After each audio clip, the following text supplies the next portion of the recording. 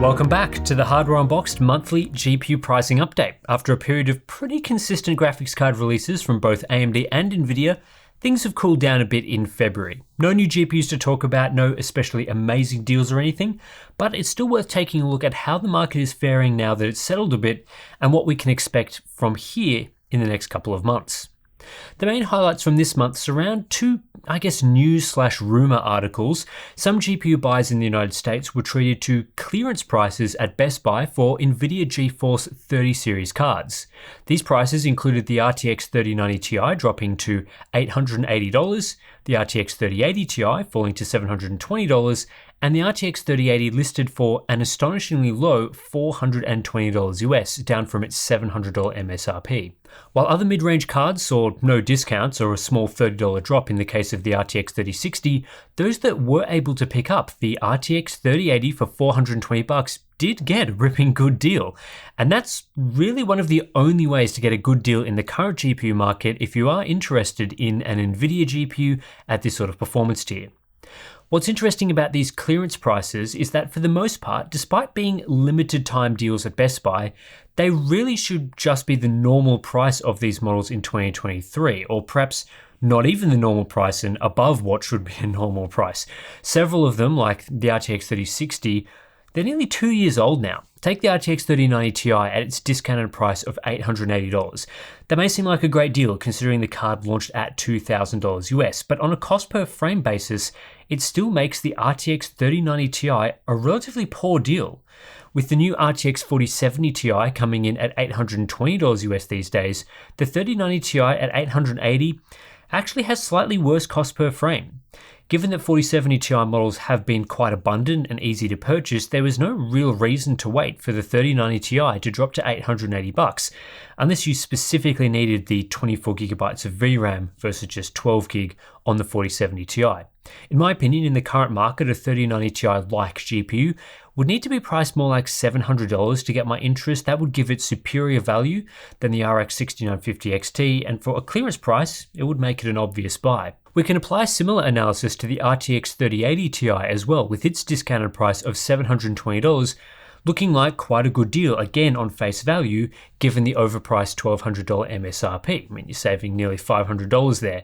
And while the 3080 Ti is indeed better value than the 3090 Ti's clearance price we just discussed, it isn't anything special. We're looking at just a 2% discount in cost per frame relative to the current price for the RX 7900 XT, and just a 6% discount compared to the RTX 4070 Ti. And it also falls short of the value delivered by AMD's RX 6950 XT. The worst clearance discount provided here, though, was the RTX 3060. Even at $300 US, it simply isn't worth buying this GPU compared to the RX 6650 XT, which delivers similar performance at $265 right now, and that price has remained steady for several months. A true clearance price for the 3060 would have to be more like $250 or even $230, because this Best Buy discount isn't even where the RTX 3060 should be sitting in the current market to be competitive. However, those that did snap up the RTX 3080 for $420 US got a great deal. At this low price, the 3080 is clearly the best graphics card on the market in cost per frame, delivering the performance of the RX 6800 XT, which AMD is selling these days for about $570, but giving that to you for a 26% discount. That's a true clearance price, and it's no surprise to see that model sell out instantly. I think these clearance prices and the news surrounding it highlights an important thing to keep in mind when purchasing a new or discounted GPU. Even if the price is slashed compared to the original MSRP from 2020 or 2021, it still may not actually be a good buy in 2023, as many GPUs have fallen in price, particularly on the AMD side, and we've got new offerings in the market in the RTX 40 series and Radeon 7000 series. It's always worth assessing the entire market before jumping in, otherwise you may end up with an RTX 3090 Ti when you should have bought a 4070 Ti. The other story that has been making the rounds has been the rumor that Nvidia are restricting RTX 4090 supply so that gamers are forced into buying the RTX 4080 instead, which remains in abundant supply as no one wants it. And this comes from Moore's Law is Dead, citing several sources. Based on my understanding, lower RTX 4090 supply isn't really a new thing. This has been the case since launch week. Most retailers received quite a significant supply of these GPUs at launch, more than usual for a high-end product, while subsequent shipments have been on the smaller side. It's unclear to me whether this is specifically a reaction to the RTX 4080 and Nvidia wanting people to buy that model instead, or whether it's more a consistent plan from Nvidia that has been in place from day one. It certainly could be either, I just don't know enough to call it one way or another. What I am more sure of is that any plan to restrict RTX 4090 supply in the hopes of shifting RTX 4080s probably won't work, at least at current prices.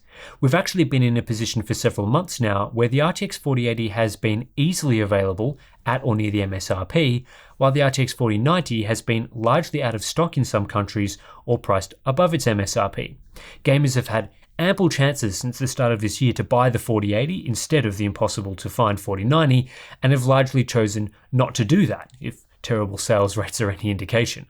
But there are more reasons why I don't think this would work very well. Firstly, the Radeon RX 7900 XTX has been slowly working its way back into stock and can currently be purchased for about $1,050 US, which is $50 above its MSRP, but down from last month's price of nearly $1,300.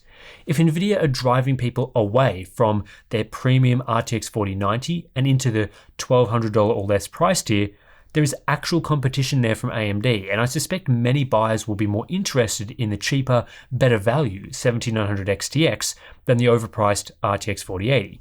Typically, companies would rather sell high-priced products with no competition, for example, the 4090, rather than force buyers into a toss-up between them and their competitor, which they may end up losing. So that would be an odd move.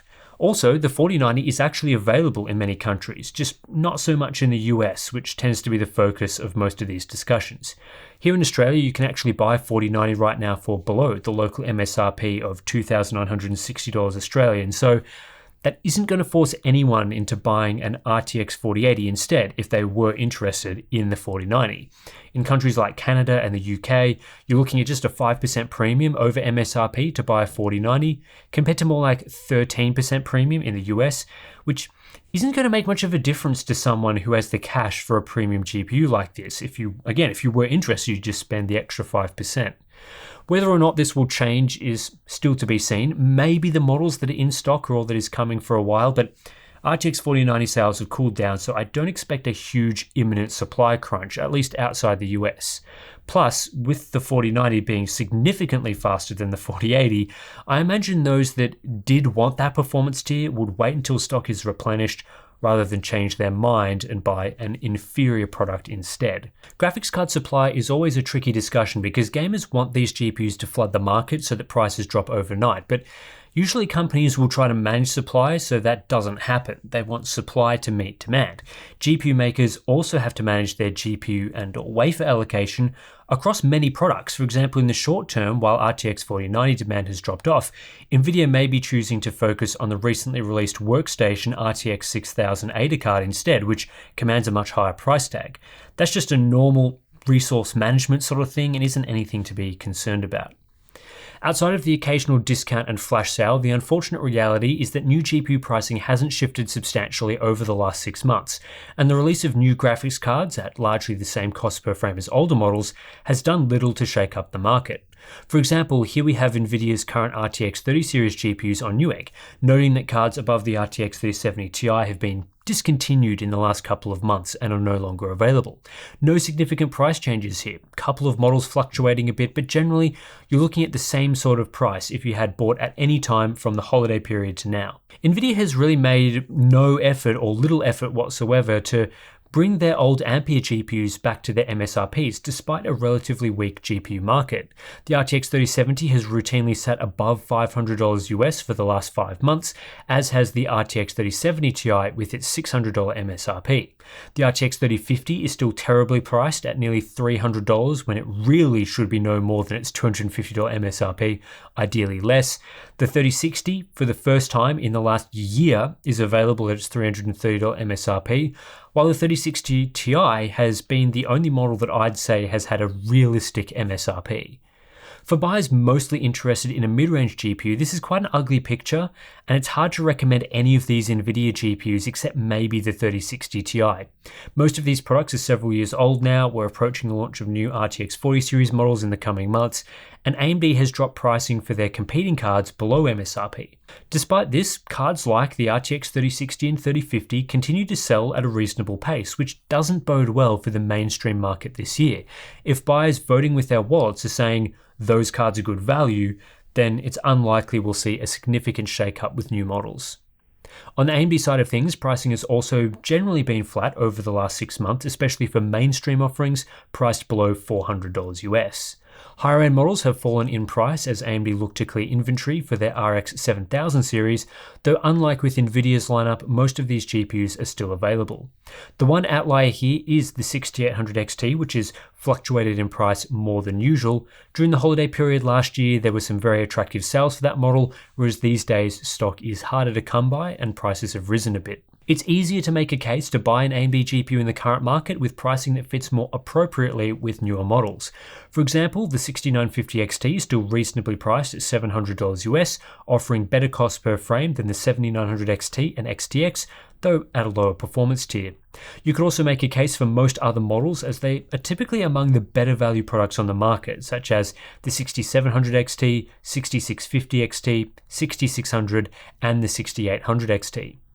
However, I think you could also say that AMD GPUs are priced where they are for a reason. Nvidia's stronger feature set commands a price premium over an equivalently performing AMD GPU, though I do think in lower performance categories that baseline GPU performance is the most important factor, especially as ray tracing on an RTX 3060 isn't something you guys seem to care about.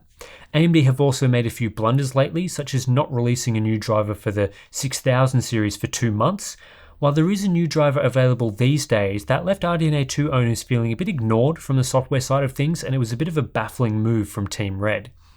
The used market has also seen few price movements as a result of the flat new market.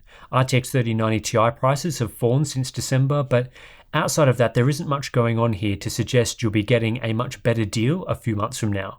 It's the same whether we look at AMD or Nvidia GPUs for the most part. Nvidia cards are typically a bit cheaper relative to MSRP on the used market than we see with AMD, as Nvidia cards are more overpriced and abundant compared to AMD. But yeah, it has been a steady, consistent market for the last 6 months. While there hasn't been much price movement, I think the used market does have a few gems depending on what you're after.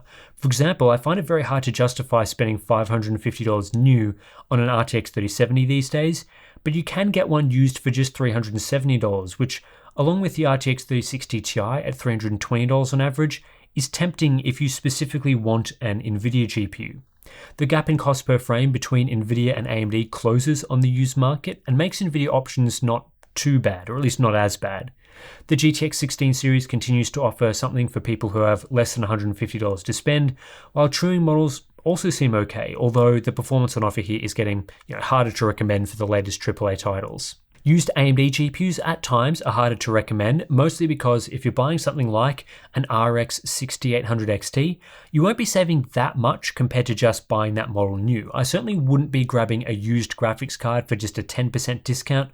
I'd want at least 20% off to compensate for a lack of warranty and any potential issues. So with the 6000 series, it's more those lower tier cards that are interesting. Things like the RX 6600 for just $170 used on average is a pretty ripping deal. The RX 5000 series might also be worth considering as prices continue to fall there. The 5700 XT for just $164 on average is very cheap, as it's a similar price to the RX 6600 used, of course, while performing more like a 6600 XT. You do lose the ability to run ray tracing, but this isn't that relevant on an entry-level GPU where ray tracing is probably going to be disabled anyway. As things stand right now, the GPU market hasn't really changed all that much over the last 6 months. The middling reception to new graphics cards, their similar cost per frame to existing models, and generally expensive pricing hasn't shaken up the market really at all, aside from a few price drops here and there. Certainly there has been no pressure on the mid-range and entry-level markets, so buyers there have been faced with stagnation since the middle of last year. That's what happens when new flagships are introduced that only offer their additional performance at higher prices. For high-end buyers, obviously things are what they are right now. Both AMD and Nvidia have launched their most expensive models, and stock for most GPUs is settling to a typical level. I wouldn't expect much price movement here. Nvidia has held firm on RTX 4080 pricing despite terrible sales volumes, and AMD models are too new to start drastically coming down in price. As was the case last month, the two most in-demand models, the 4090 and 7900 XTX, are likely to remain at their MSRP for some time, barring an unexpected RTX 4080 price drop causing additional competition. Both AMD and Nvidia have talked about weak demand for consumer components in their latest earnings reports, and the strategy, at least for now, appears to be hold firm, reduce supply to match demand, and keep sailing in the same direction. It's a bit of a holding pattern here as well, as neither brand is going to want to make drastic changes when the full lineup of products hasn't been released yet. For the mid-range and mainstream markets, there's really not a lot to get excited about. Product pricing has been the same for a while now. It seems that new offerings are several months away and may not really be mid-range cards anyway, plus the rumors surrounding these models don't paint a particularly awesome picture. We may see a small improvement in price to performance and that's it, which would be pretty disappointing, but that's been the last 5 years of GPUs really, especially in that sort of market. So I guess on that more somber note, that's it for this month's GPU pricing update. If you do still appreciate these videos, then let me know in the comments below, give the video a like, and consider supporting us directly via Patreon or Floatplane. Links to those are in the description below. You gain some cool perks, access to cool perks like our monthly live stream coming up soon. We've got our behind the scenes videos and our Discord community if you want to come and chat about all the latest things. So thanks for watching. I'll catch you in the next one.